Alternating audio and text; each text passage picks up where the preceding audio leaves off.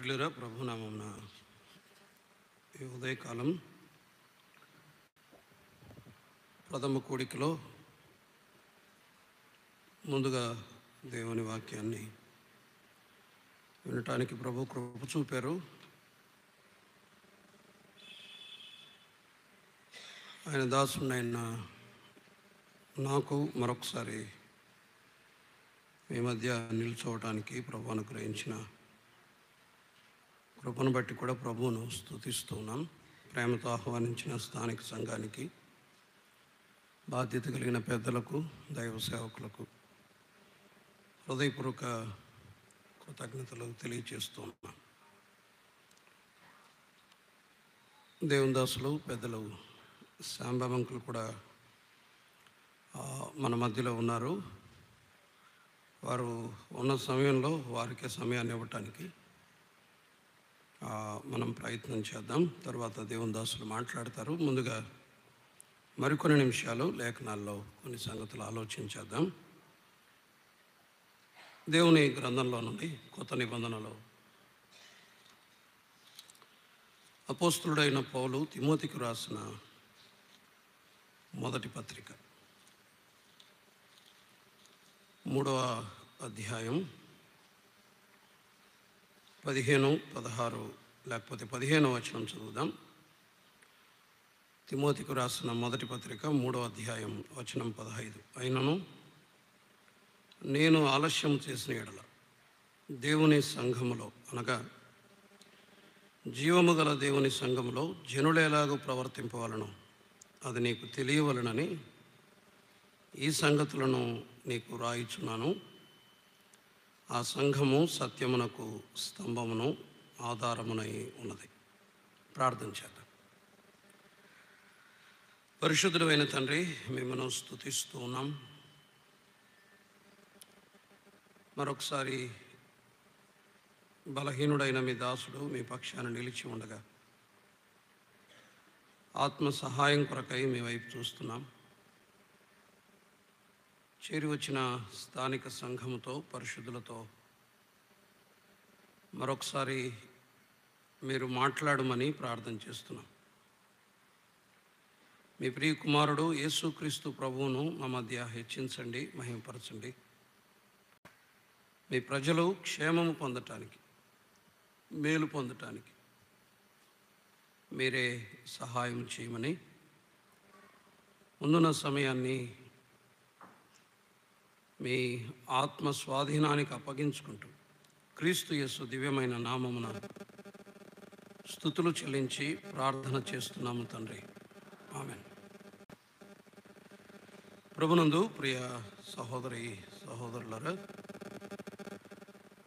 తిమోతికి రాసిన మొదటి పత్రిక 3వ అధ్యాయం 16వ వచనం మీరు మాట్లాడమని కోరిందే. కానీ ఇక్కడ సమస్య ఏంటంటే 3:16 మీదే మాట్లాడాలన్నా లేకపోతే దేవుని సంఘాన్ని గురించి మాట్లాడాలన్నది ముందున్నటువంటి ప్రశ్న. కానీ పత్రిక అంతటిని గురించి ఆలోచన చేసేవారు ఉన్నారు. ప్రభు నడిపింపు మేరకు ముందున్న దినాల్లో మనం ఆ ప్రయత్నం చేద్దాం. తిమోతికి రాసిన మొదటి పత్రిక 3వ అధ్యాయం వచనం 15 మనం చదువుకున్నాం. ఎప్పుడు రాశారు ఇవన్నీ నేనేమి ప్రస్తావించదలుచుకోలేదు. చాలాసార్లు మనం వింటుంటాం కాబట్టి క్లాసెస్లో వాటి జోలికి నేను వెళ్ళట్లేదు. కానీ పౌలు తిమోతికి రాసిన ఈ పత్రిక, లేకపోతే తిమోతి పత్రిక, 2 తిమోతి పత్రికలు తీతు పత్రికని, వీటిని పాస్టరల్ ఎపిసిల్స్ అంటారు, కాపరి పత్రికలు అని అంటారు. అంటే నాయకుల కొరకై పౌలు రాసినటువంటి పత్రికలు, పెద్దలైన వారి కొరకై, కాపరులైన వారి కొరకై, బాధ్యత కలిగిన వారి కొరకై పౌలు రాసిన పత్రికలు 3 ఉన్నాయి. 2 తిమోతి పత్రికలు, తర్వాత తీతు పత్రిక, వీటిని పాస్టరల్ ఎపిసిల్స్ అంటారు, కాపరి పత్రికలు అని అంటారు. ఇది కూడా పౌలు చెరసాల్లో నుండే రాశాడు. ఒక రకంగా చెప్పాలంటే నాయకులైన వారికి దేవుని సంఘాన్ని నడిపించటానికి దేవుడు ఎవరికైతే నాయకత్వాన్ని ఇచ్చాడో వారికి పౌలు చేసినటువంటి సూచనలే ఈ తిమోతి 2 పత్రికలు, తర్వాత తీతు పత్రిక. మనం ముందున్న దినాల్లో ఆ విషయాలే మనం ఆలోచన చేయబోతున్నాం. అయితే వీరికి రాస్తూ బాధ్యత కలిగిన వీరు సంఘానికి ఏమి బోధించాలో రాశాడు. అదే తిమోతి రాసిన మొదటి పత్రిక. మనం 3:15 అదే చూస్తున్నాం. జీవంగల దేవుని సంఘంలో జనులు ఎలాగో ప్రవర్తింపవలనో అది నీకు తెలియవలనని ఈ సంగతులను నీకు రాయిచున్నాను అన్నాడు. దీస్ థింగ్స్, ఈ సంగతులు అంటే ఈ 6 అధ్యాయాలలో ఉన్నటువంటి సంగతులు, ఈ సంగతులను నీకు రాస్తున్నాను అన్నాడు. ఈ సంగతులు మనకు అర్థం కావాలి, నేటి ఆధునిక సంఘానికి కూడా ఈ సంగతులు అర్థం కావాలి. కారణం ఏంటంటే సంఘం అన్నది అది దేవుని మనస్సులో నుండి పుట్టింది. ఇది మానవుడు కనుగొన్నది కాదు, మానవ ఆలోచనలో నుండి పుట్టింది కాదు. లేకపోతే మానవుడు ఇలా ఉంటే బాగుంటుంది, అలా ఉంటుంది బాగుంటుందని ఆలోచించి ఏర్పాటు చేసి స్థాపించింది కాదు సంఘం. సంఘం దేవుని అనాది ప్రణాళికలో ఉంది. అది మరుగై ఉన్నది, అది మర్మమై ఉన్నదని ఎఫెసీ పత్రికలో మనం చూస్తాం. అది మరుగై ఉన్నది, అది మర్మమై ఉన్నది. కొత్త నిబంధనలో దేవుని సంఘంగా మనం దాని ఆకారాన్ని లేకపోతే దాని స్వరూపాన్ని అక్షరార్థంగా సంఘాన్ని కొత్త నిబంధనలో మనం చూస్తాం. అయితే సంఘాలు అంటే నేటి దినాల్లో సంఘాలు అన్నవి ప్రతి చోట ఒక రకంగా చెప్పాలంటే సంఘాలు అనే దానికంటే సామ్రాజ్యాలు అంటే సరిపోతుంది. కారణం ఏంటంటే ప్రతి సంఘం వాళ్ళ సామ్రాజ్యం. ఇప్పుడు సామ్రాజ్యాలు స్థాపిస్తున్నారు కానీ సంఘాలు స్థాపించడం తక్కువ. ఈ ఏరియా అంతా నాది, రైట్, ఈ భాగాలన్నీ నావి, లేకపోతే ఇది నాది నాది నాది. కాబట్టి జరుగుతున్నది సామ్రాజ్య స్థాపనలే, సంఘాల స్థాపనలు తక్కువ. నమ్మకమైన సంఘాలు ఉన్నాయి, నమ్మకమైన నాయకులు ఉన్నారు, కానీ ప్రయత్నం అంతా దేని కొరకంటే తన నాయకత్వం ఎన్ని సంఘాల మీద ఉందో చూపించడానికి కొంతమంది ప్రయత్నం, తమ నాయకత్వం సంఘములో ఎంత ఉందో చూపించడానికి మరికొందరి ప్రయత్నం. కాబట్టి ఇది మొదటి విషయం. సో ఇక్కడ ఏమి లేదు, ఏం లేదు. ఏముంటుంది? కృప, కనికరం. కృప, కనికరము మాత్రమే ఇక్కడ ఉంటుంది. ఇక్కడ ఏం లేదు, అతిశయం లేదు, అంతే. ఇక్కడ అతిశయపడడానికి వీలే లేదు. ఇది మొదటి విషయం. రెండవది చూడండి, మరొక ప్రస్తావన మనం చూస్తాం. పేతురు రాసిన మొదటి పత్రికలో 4వ అధ్యాయం 17వ వచనంలో మరలా ఇంటిని గురించిన ప్రస్తావన చూస్తాం.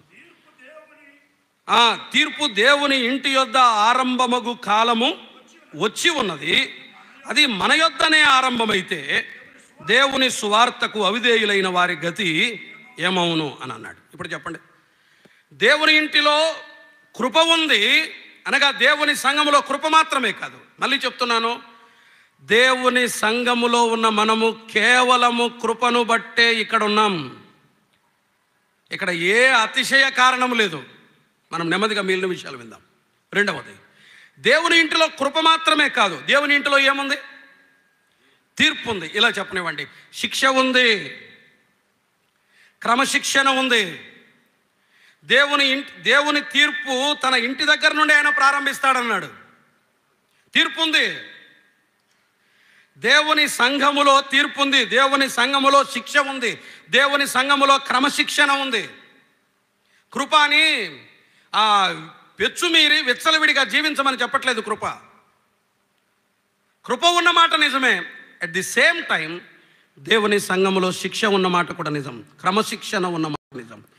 తీర్పు దేవుని ఇంటి యుద్ధనే ఆరంభమగు కాలము వచ్చుచున్నది. దేవుని సంఘములో, దేవుని ఇంటిలో, వింటున్నారా? దేవుని సంఘములో, దేవుని ఇంటిలో క్రమశిక్షణ ఉంది, తీర్పు ఉంది.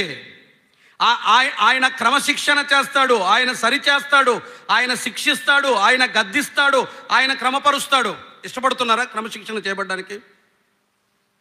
ఇక్కడ ఉంటుంది. కాదు కూడదంటే ఎట్లా? ఎవరైనా తిమోతి మొదటి పత్రికలోనే చూస్తాం, పెద్ద మీద కూడా క్రమశిక్షణ తీసుకోవచ్చు, నాయకత్వం మీద కూడా క్రమశిక్షణ ఉంది. 5వ అధ్యాయంలో మనం ఆ సంగతుల తర్వాత మనం చూస్తాం. ఎవరికైనా అందరికి దేవుని ఇంటిలో, దేవుని సంఘములో క్రమశిక్షణ ఉంది. ఇది రెండు. ఇక్కడ కృప ఉంది, కనికరం ఉంది, మాత్రమే కాదు, ఇక్కడ ఏముంది? క్రమశిక్షణ ఉంది. ఇక్కడ క్రమం ఉంది. ఇక్కడ సరిచేయబడతారు, ఇక్కడ గద్దించబడతారు, ఇక్కడ హెచ్చరించబడతారు. రైట్. అవసరమైతే బయట పెట్టబడతారు. పెట్టేవాళ్ళు లేరులేండి, పెట్టే అంత ధైర్యం వీళ్ళకి లేదు. ఒకవేళ పెట్టినా ఉండడానికి వాళ్ళు, ఈ రోజుల్లో మనం దాన్ని అసలు చూడలేం. వి కాంట్, మన వల్ల కాదు. కానీ దేవుని ఇంటిలో క్రమశిక్షణ ఉంది, తీర్పు ఉంది.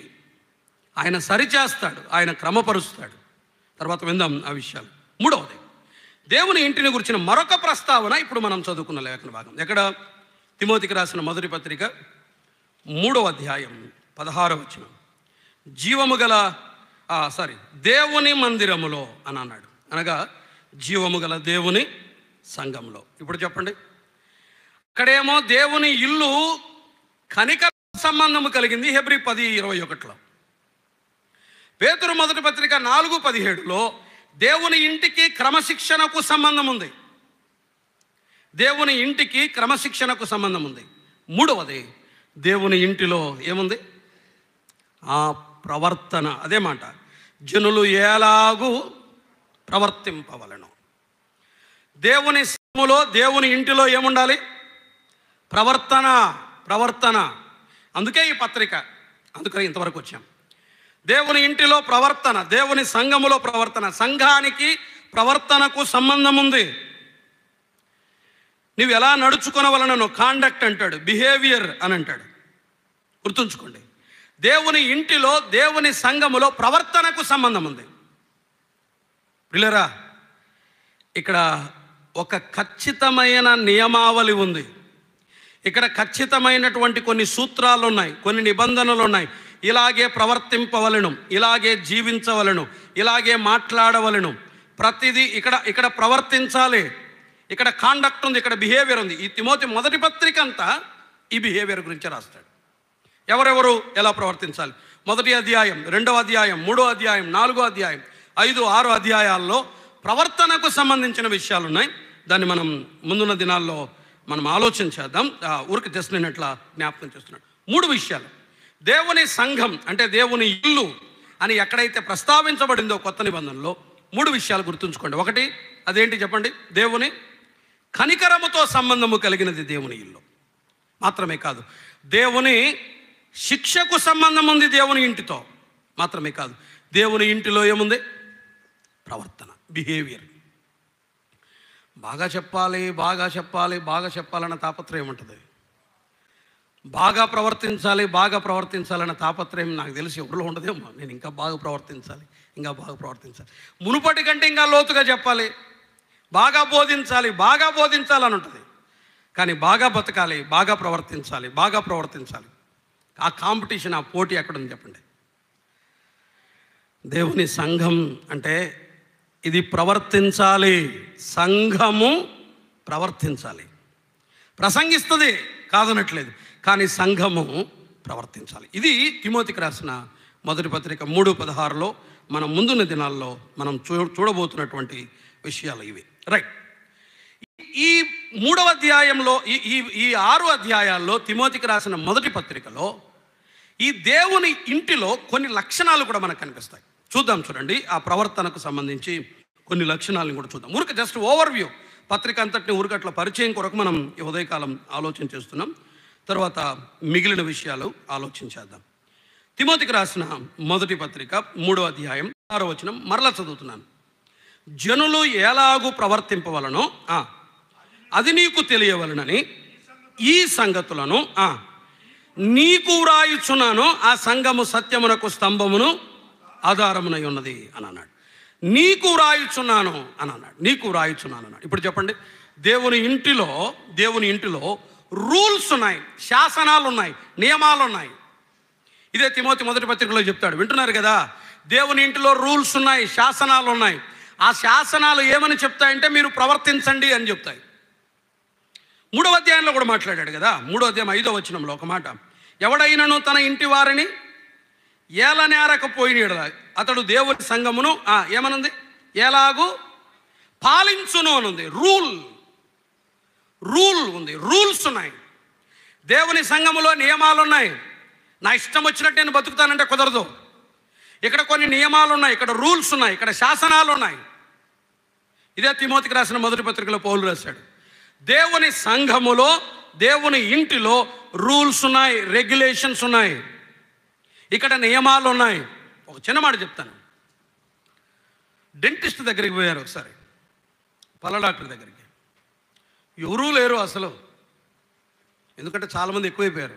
ఎక్కడ చూసినా డెంటల్ క్లినిక్స్ కనిపిస్తాయి మనకి. డెంటిస్ట్ దగ్గర పోతే ఎవరు లేరు అసలు. అక్కడ ఒక అమ్మాయి బొమ్మ, ఒక ఫ్లెక్సీ ఇక్కడ ఉంది, దాని మీద ఏమనంటుందంటే ష్ అని, ఇట్లా నోటి మీద ఇట్లా పెట్టి ష్ అని ఉంటుంది. ఫోన్ వచ్చింది, జస్ట్ నేను తీసుకొని హలో అని అన్నాను. అప్పుడే వెంటనే ఎవరు లేరు అసలు, ఎవరెవరు లేరు, నేను ఒక్కడనే ఉన్నాను. ఆయనకు బహుశా పేషెంట్లు కూడా తక్కువ ఉన్నారేమో నాకు తెలియదు. నర్సు వెంటనే బయటకు వచ్చి, సార్ ఇక్కడ మాట్లాడకూడదు, బయటికి వెళ్ళి మాట్లాడండి. సరే డాక్టర్ ఉన్నాడేమో అనుకొని, సారీ అమ్మా లోపల సార్ అన్నాడు. ఆయన కూడా రాలేదు. ఇంకా లోపల డాక్టర్ లేడు, నర్సు ఒక్కటే ఉంది. నేను పేషెంట్స్ కూర్చున్న చోట కూర్చుంటే, సార్ ఇక్కడ మాట్లాడకూడదు. ఒక ప్రైవేట్ క్లినిక్కి ఏ పేషెంట్ వెళ్ళని ఒక డాక్టర్ దగ్గర కూడా ఏమున్నాయి? రూల్స్ ఉన్నాయి. మరి సంఘం మన ఇష్టమా?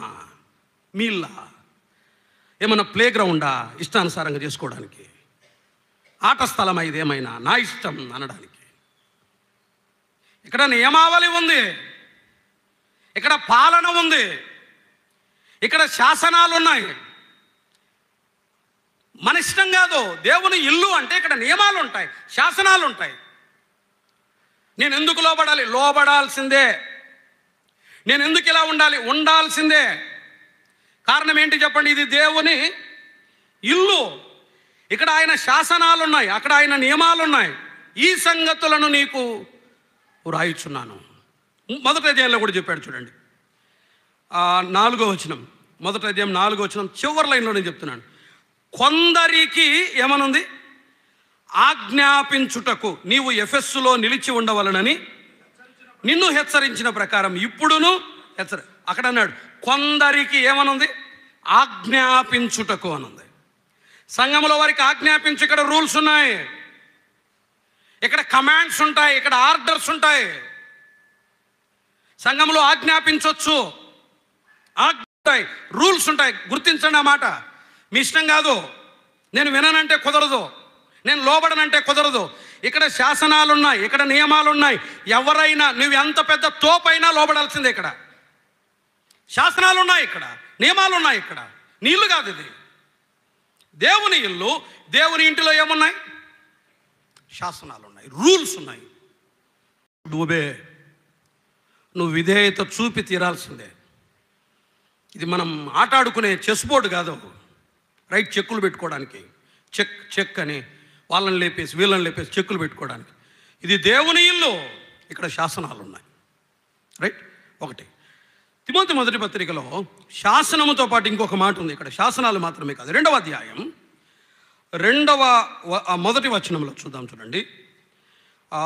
మనము సంపూర్ణ భక్తియు మాన్యతయు రెండు ఒకటి కలిగి నెమ్మదిగాను సుఖముగాను బ్రతుకు నిమిత్తం అన్నాడు. This is not personal letter, ఇది సంఘానికి రాశాడు. ఎఫెస్సులో నిలిచి పనిచేస్తున్నటువంటి తిమోతికి చెప్పాడు. మనము అంటే మీరు ఎఫెస్సులో ఉన్న సంఘం, మేరికపొడిలో ఉన్న సంఘం, ఎమిగనూరులో ఉన్న సంఘం, చినగంజాంలో ఉన్న సంఘం, కడపలో ఉన్న సంఘం, మార్కాపురంలో ఉన్న సంఘం నెమ్మదిగా సుఖముగా బ్రతకటానికి అని అన్నాడు. సో సంఘములో శాసనాలు మాత్రమే లేదు, సంఘములో సమాధానము, నెమ్మది కూడా ఉంది. మనము నెమ్మదిగా బ్రతకవాలని మీరు ఈ పని చేయండి అన్నాడు. అది అక్కడ మనకు అదొక్క ముక్క పట్టుకుందాం. అంటే దేవుని సంఘములో ఉన్నటువంటి మనము ఎలా బ్రతకాలి? నెమ్మదిగా బ్రతకాలి. చాలామంది అంటారు ఇది personal. This is not personal, ఇది పబ్లిక్ ప్రేయర్ మీటింగ్ గురించి చెప్పాడు 2వ అధ్యాయంలో. సంఘములో ఉండే ప్రార్థన కూడికని గురించి మాట్లాడుతూ 2వ అధ్యాయం మాట్లాడేటప్పుడు విందాం ఈ సంగతులు. ఇక్కడ మనము నెమ్మదిగా సుఖముగా బ్రతుకు నిమిత్తం ఇక్కడ ఏముండాలి? సమాధానం, నెమ్మది ఉండాలి. దేవుని ఇల్లు అయితే ఇక్కడ సమాధానం, నెమ్మది ఉండాలి. శాసనాలు మాత్రమే కాదు, ఇక్కడ సమాధానం ఉండాలి, నెమ్మది ఉండాలి, ప్రశాంతత ఉండాలి. ఒక పెద్ద తన కుమారునితో మాట్లాడుతూ అన్నమాట చాలా ఏళ్ల క్రితం. ఆ యవనస్తుడు చెప్పిన మాట ఏంటంటే, ఆదివారం వస్తే భయమేస్తుందన్నా, సండే అంటే గుబులుగా ఉంటుంది, బుగులుగా ఉంటుంది, ఏమవుతుందో, ఏం గొడవ పడుతుందో,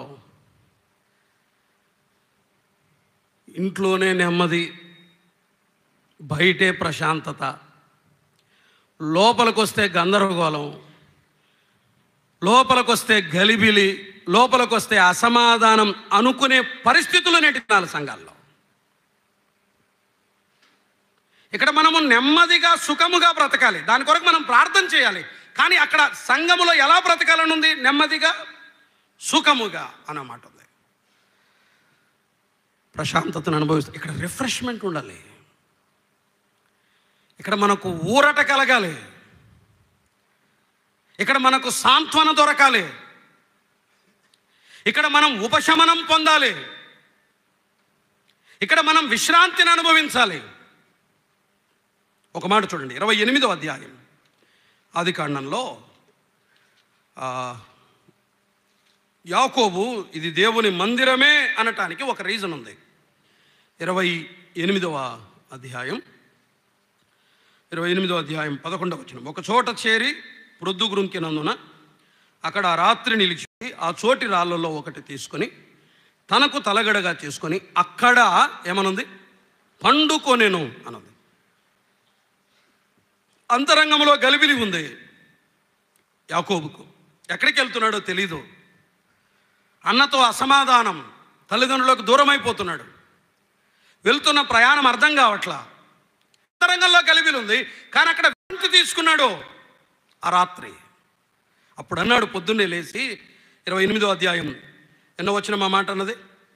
17వ వచనం.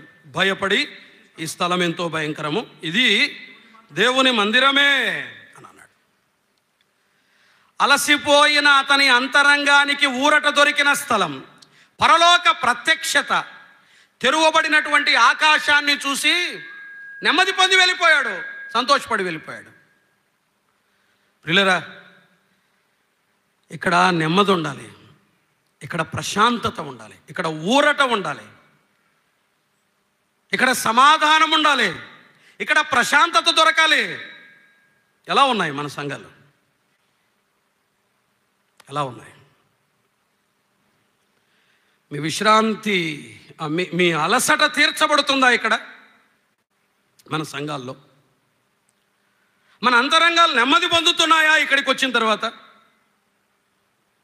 పరిశుద్ధుల సహవాసంలో మనం కూడి వచ్చినప్పుడు, మనం కలిసి వచ్చినప్పుడు, ఎట్లా పరలోకం నుండి దేవదూతను పంపి ఆదరించడు ఆయన, దీనులను ఆదరించు దేవుడు. మీరే చెప్పండి, తీతు రాక వలన మమ్మును ఆదరించను. నువ్వు ఉన్నది ఆయన ఆదరణ కోసం అబ్బా, ఆయన ఉన్నది నీ ఆదరణ కోసం. నీవు ఆయనకు నెమ్మది లేకుండా చేయడం, ఆయన నీకు నెమ్మది లేకుండా చేయడం, వీళ్ళకు నెమ్మది లేకుండా చేయడం, మనం ఒకరికొకరికి ఊరట కలిగించుకోవడానికి. ఇక్కడ నెమ్మది ఉండాలి, ఇక్కడ సమాధానం ఉండాలి. దేవుని ఇంటిలో మనము నెమ్మదిగా సుఖముగా బ్రతుకునిత్తాం. శాసనాలు ఉన్నాయి, లేఖనానికి వాక్యానికి విధేయత చూపి తీరాల్సిందే. మన ఇష్టం అంటే కుదరదు. ఇక్కడ సొంత ఆలోచనలు, అభిప్రాయాలను తీసుకొని వచ్చి ఇక్కడ ప్రవేశపెట్టద్దు. వ్రాయబడినవే ఇక్కడ ఉండాలి. 2, ఇక్కడ ఏముండాలి? సమాధానం ఉండాలి దేవుని ఇంటిలో. తిమోతి మొదటి పత్రికలోనే మనం ఆ సంగతులు చూస్తాం. 3వది చూడండి, 1వ అధ్యాయం 1వ వచనం. జస్ట్ చదువుతున్నాను అంతే, మళ్ళా నెమ్మదిగా ఆలోచన చేద్దాం. మన రక్షకుడైన దేవుని యొక్కయు మన నిరీక్షణ అయిన క్రీస్తు యేసు యొక్కయు ఆజ్ఞ ప్రకారము క్రీస్తు యేసు యొక్క అపోస్తులుడైన పౌలు విశ్వాసమును బట్టి నా నిజమైన కుమారుడగు తిమోతికి శుభమని చెప్పి వ్రాయునది అన్నాడు. 5వ అధ్యాయం 1వ వచనం. వృద్ధుని గద్దింపక తండ్రిగా భావించి అతనిని హెచ్చరించుము. అన్నదమ్ములని యవ్వనులను, తల్లులని, వృద్ధ స్త్రీలను, అక్క చెల్లెండ్రని పూర్ణ పవిత్రతతో యవ్వన స్త్రీలను హెచ్చరించము. ఎవరెవరు ఉన్నారు ఇక్కడ? తండ్రి, కుమారుడు, తల్లి, అన్న, అక్క. ఇవన్నీ వీటిని ఏమంటారు? సంబంధాలు. ఇక్కడ మన మధ్య సంబంధాలు ఉన్నాయి. నువ్వెవరో ఆయన ఎవరో కాదు. అర్థమైందా? ఇక్కడ మన మధ్య ఏమున్నాయి? సంబంధాలు ఉన్నాయి. అన్నదమ్ములని పిలుచుకోండి, అక్క చెల్లెళ్ళని పిలుచుకోండి, క్రీస్తు యేసు రక్తము ద్వారా. కుల సంఘాలు కాదు మనవి, దేవుని సంఘం ఇది. నేడు కుల సంఘాలు అయిపోతున్నాయి. ఎవరో ఒక ఆయన అన్నాడంట, ఆయన దగ్గరికే వెళ్తాడు అని. నన్ను నడిమికి చీల్చు ఒకవేళ కులం ఉంటే అని. ఎందుకో చెప్తాను ఒక్క మాట. అసలు ఈ కులము అనే ఈ కుల వ్యవస్థ ఎక్కడి నుండి ప్రారంభమైంది? ఎవరైనా తెలిసిన వాళ్ళు చెప్పండి. ఈ చతుర్వర్ణ వ్యవస్థ ఎక్కడి నుండి వచ్చింది? ఒక దేవుడు ఉన్నాడు, ఆ దేవునిలో నుండి ఈ 4 వర్ణాలు వచ్చాయి కదా. మరి కుల వ్యవస్థ వచ్చింది ఎక్కడి నుండి? ఒక దేవుడు, వాళ్ళు నమ్ముతున్న దేవుడు, వాళ్ళు నమ్ముతున్నటువంటి ఆరాధిస్తున్న దేవుడు, ఆయనలో నుండి పుట్టింది కులం. నీకు ఇంకా పోలేదంటే నువ్వు దాన్ని మొక్కుతున్నట్టే కదా, నీకు ఆయనకు సంబంధం ఉన్నట్టే కదా.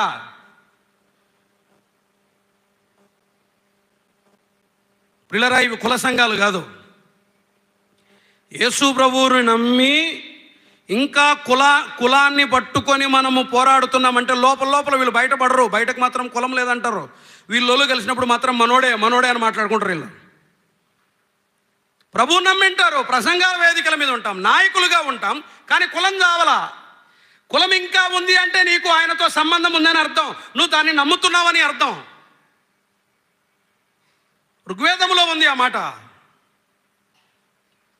కులం ఉంది అంటే నీవు ఇంకా దేవతను నమ్ముతున్నావు, నువ్వు ఆయనతో సంబంధం కలిగినావు. ఎందుకున్నాయి మన కులాలు? ఇక్కడ సంబంధాలు ఉంటాయి, కులాలు ఉండవు. సంబంధాలు ఉంటాయి. తల్లి, తండ్రి, అన్న, తమ్ముడు, మనమంతా వీఆర్ ఆల్ వన్ ఫ్యామిలీ.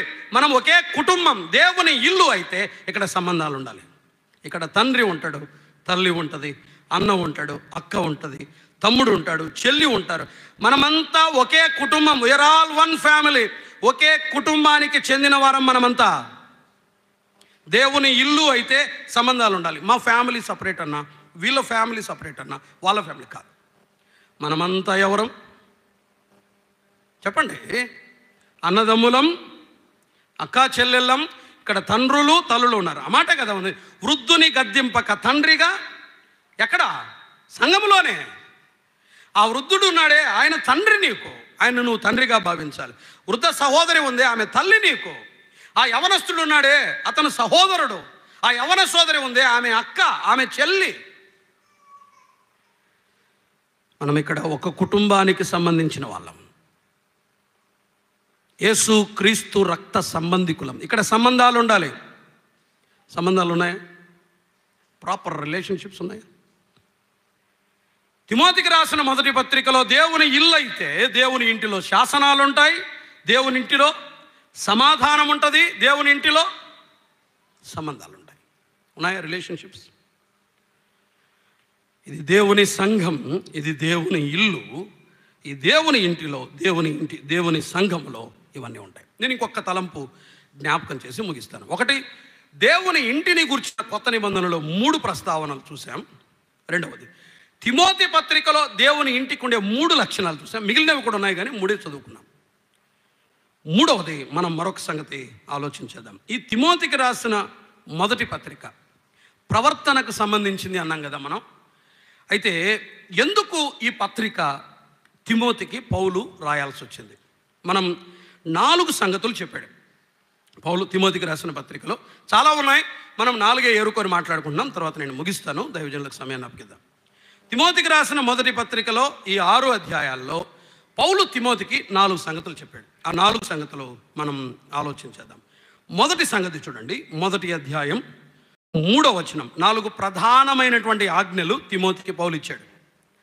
మొదటిది 1వ అధ్యాయం 3వ వచనం. నేను మాసిదోనియాకు వెళ్ళుచుండగా సత్యమునకు భిన్నమైన బోధ చేయవద్దనియు కల్పనా కథలను, మిథము లేని వంశావళులను, విశ్వాస సంబంధమైన దేవుని ఏర్పాటుతో కాక వివాదములతోనే సంబంధము కలిగి ఉన్నవి గనుక వాటి పెట్టవద్దని కొందరికి ఆజ్ఞాపించుటకు నీవు ఎఫెస్సులో నిలిచి ఉండవలని నిన్ను హెచ్చరించిన ప్రకారం ఇప్పుడును హెచ్చరించుతున్నాను. మొదటి 11 వచనాల్లో ఒక ఆజ్ఞ ఇచ్చాడు. అదేంటంటే సత్యమునకు భిన్నమైన బోధ చేయవద్దని వాళ్లకు ఆజ్ఞాపించు తిమోతి. అందుకే నీవు అక్కడుండు. నిన్నెందుకు ఎఫెస్సులో ఉండమన్నానంటే, స్థానిక సంఘములో, ఎఫెస్సు అనే పట్టణములో ఉన్న సంఘములో సత్యానికి భిన్నమైన బోధలు, అబద్ధ బోధలు, తప్పుడు బోధలు, దుర్బోధలు ఉన్నాయి. అందుకని ఒక మాట చెప్పాడు, సత్యాన్ని కాపాడు సంఘములో తిమోతి అని మొదటి ఆజ్ఞ ఇచ్చాడు. తిమోతి పత్రిక పౌలు రాయటానికి మొదటి కారణం ఏంటంటే, సంఘములో సత్యాన్ని కాపాడు, సంఘములో సత్యాన్ని కాపాడు. ప్రిజర్వ్ ద డాక్ట్రిన్, సత్యాన్ని కాపాడు, సిద్ధాంతాన్ని కాపాడు. భిన్నమైన బోధలు చేస్తున్నారు, ఈ సంఘానికి నీవు కాపలాగా ఉండాలి, ఈ సంఘాన్ని నీవు సంరక్షించాలి. ఏ విషయంలో? బోధ విషయంలో. భిన్నమైన బోధలు చేస్తున్నారు తిమోతి కొంతమంది, వారికి ఆజ్ఞాపించు. ఈ పత్రిక ఎందుకు రాశాడంటే, ఎఫెస్సు సంఘములో ప్రమాదాలు ఉన్నాయి, ఆ ప్రమాదాలని నివారించడానికి ఈ పత్రిక రాశాడు. ఒకటి ఏంటి అంటే, సత్యాన్ని కాపాడమని ఆజ్ఞాపిస్తూ ఈ పత్రిక రాశాడు. ఇప్పుడు చెప్పండి, తిమోతి పత్రికను మనం ఎందుకు చదవాలి అంటే, మీరు మరొక విషయం కూడా, వెరీ ఫస్ట్ మెన్షన్ చేసింది ప్రేయర్ గురించి కాదు, లేకపోతే పెద్దల అర్హతల గురించి కాదు, పరిచారకుల లక్షణాల గురించి కాదు, సంఘము చేయాల్సినటువంటి సోషల్ వెల్ఫేర్ ప్రోగ్రామ్స్ గురించి కాదు, డబ్బును గురించి కాదు. వెరీ ఫస్ట్ వార్నింగ్ ఏంటో తెలుసా? సత్యాన్ని కాపాడడం.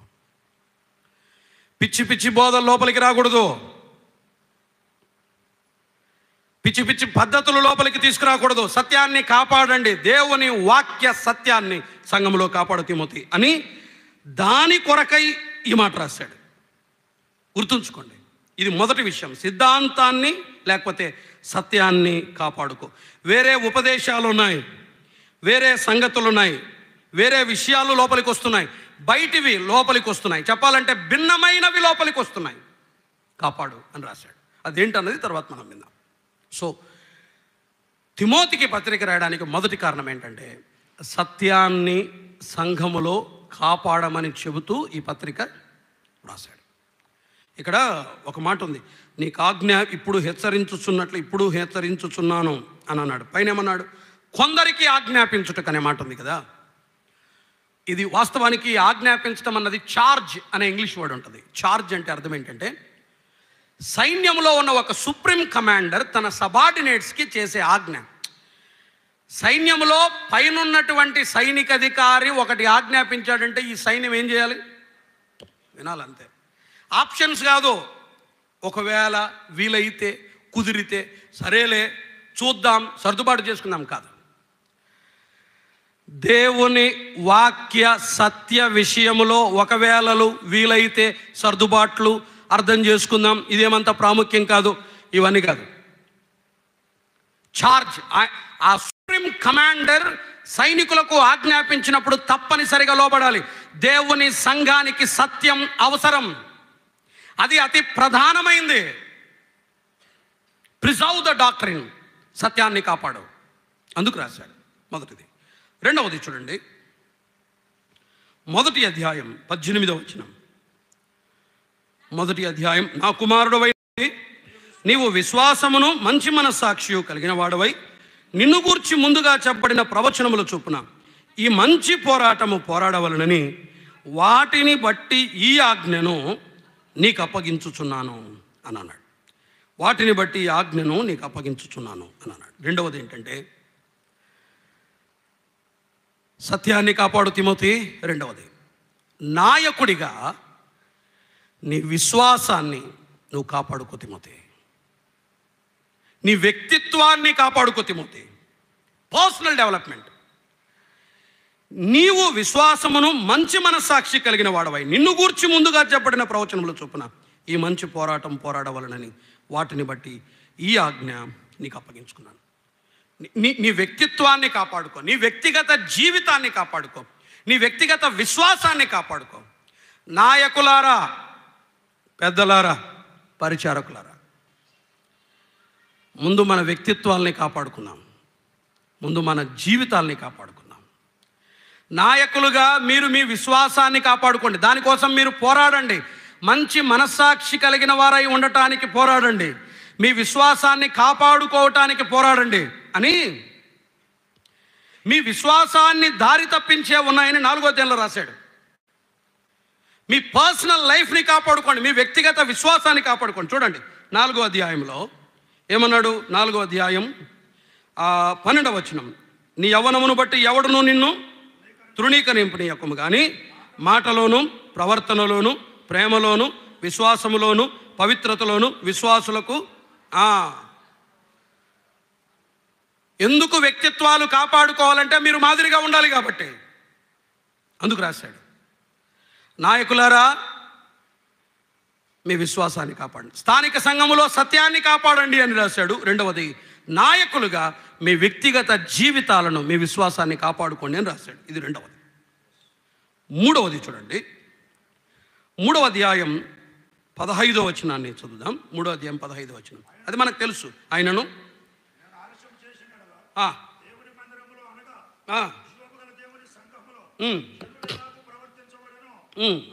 తెలియవలనని ఈ సంగతులను నీకు వ్రాయిచున్నాను. అంటే 3వది, మీ ప్రవర్తనను కాపాడుకోండి అని రాశాడు. సంగమా, నువ్వు నీ ప్రవర్తనను కాపాడుకో, మీ ప్రవర్తన జాగ్రత్త, సత్యం జాగ్రత్త. దేవుని వాక్య సత్యం సంఘములో నిలిచి ఉండాలి. సంఘం సత్యానికి స్తంభం, ఆధారం అని చెప్పాడు అక్కడే. మాత్రమే కాదు, నాయకులారా, మీ వ్యక్తిగత జీవితాలు జాగ్రత్త, మీ మనస్సాక్షి జాగ్రత్త, మీ విశ్వాసము జాగ్రత్త అని రాశాడు. ఇది 2వది. 3వది, సంఘం అంటే ప్రతి పరిశుద్ధుడు, ప్రతి విశ్వాసి, స్థానిక సంఘంలో ప్రతి సోదరి సోదరుల ప్రవర్తన జాగ్రత్త అని రాశాడు. ప్రవర్తనను కాపాడుకోమని సంఘానికి రాశాడు. ఇది 3వ కారణం. ఇది 3వ కారణం. రైట్. ఒకటేంటి? సత్యాన్ని కాపాడండి సంఘంలో. 2వది ఏంటి? నాయకులుగా మీ వ్యక్తిగత జీవితాలని, మీ విశ్వాసాన్ని కాపాడుకోండి అని రాశాడు. 3వది ఏంటి? ఆ సంఘములో మీ ప్రవర్తనను కాపాడుకోండి అని చెప్పాడు. తర్వాత అవన్నీ విషయాలు మనం విందాం. 4వది 5వ అధ్యాయం 19వ వచనం చూడండి. 5వ అధ్యాయం 19వ వచనం, 21వ వచనం చూద్దాం చాలు. విరోధ బుద్ధితోనైనను పక్షపాతముతోనైనను ఏమియూ చేయక అని అన్నాడు. ఎప్పుడైనా గుర్తుపెట్టుకోండి, పక్షపాతం, బయాస్ అంటారు కదా, పక్షపాతం అనేది ఉంది అంటే, పక్షపాతం ఉన్నప్పుడు ఆటోమేటిక్ ఏముంటుంది చెప్పండి? విభజన. ఇప్పుడు నేను వీళ్ళని మాత్రమే ప్రేమిస్తున్నానంటే ఆటోమేటిక్ వాళ్ళు ఏమైపోతారు? విరోధులు అయిపోతారు. పక్షపాతము is nothing but of division.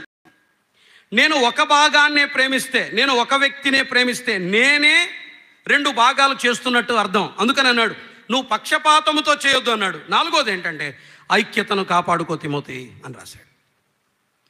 ఐక్యతను కాపాడు తిమోతి. 4 కారణాలు మనం చూస్తున్నాం. ఒకటేంటి?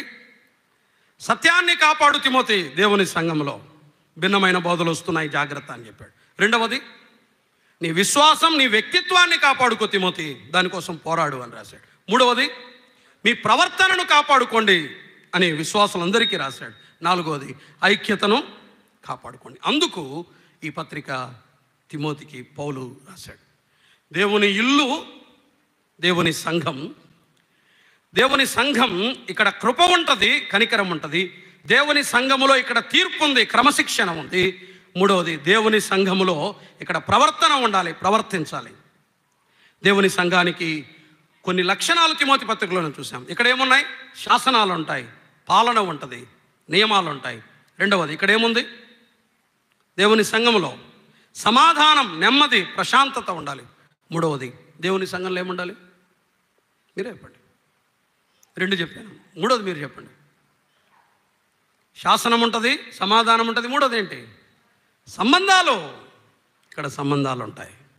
తల్లి, తండ్రి, అక్క, అన్న, తమ్ముడు, మనమంతా అన్నదమ్ములం, అక్కా చెల్లెలమని రాశాడు 5వ అధ్యాయం 1వ వచనంలో. ఇక్కడ సంబంధాలు ఉంటాయి. మనం వేరు వేరు కాదు, కులాలు, వర్గాలు, గోత్రాలు కాదు. అక్కడ క్రీస్తు యేసు రక్త సంబంధికులుగా మనమందరం అన్నదమ్ములం, అక్క చెల్లెం. దేవుని సంఘానికి సంబంధించిన లక్షణాలు 3 రాశాడు. ఈ పత్రిక రాయటానికి 4 కారణాలు చూసాం. సత్యాన్ని కాపాడుకోమని రాశాడు, నాయకులుగా మీ విశ్వాసాన్ని, మీకు అప్పగించబడిన కాపాడుకోండి అని చెప్పాడు. 3వది మీ ప్రవర్తనను కాపాడుకోమన్నాడు. 4వది పక్షపాతం చూపించొద్దు. పక్షపాతము చూపిస్తున్నాము అంటే అర్థం ఏంటంటే మనమే విభజన తెస్తున్నామని అర్థం. కాబట్టి మీ ఐక్యతను కాపాడుకొని రాశాడు. ఈ విషయాలు జ్ఞాపకం ఉంచుకొని ముందున్న దినాల్లో మిగిలిన విషయాలు వినటానికి ప్రార్థన పూర్వకంగా సిద్ధపడదాం. దేవుడి కొద్ది మాటలను, ఈ పరిచయ వర్తమానాన్ని మనందరి క్షేమం కొరకై ఆయనే ఆశీర్వదించి దీవించునుగాక.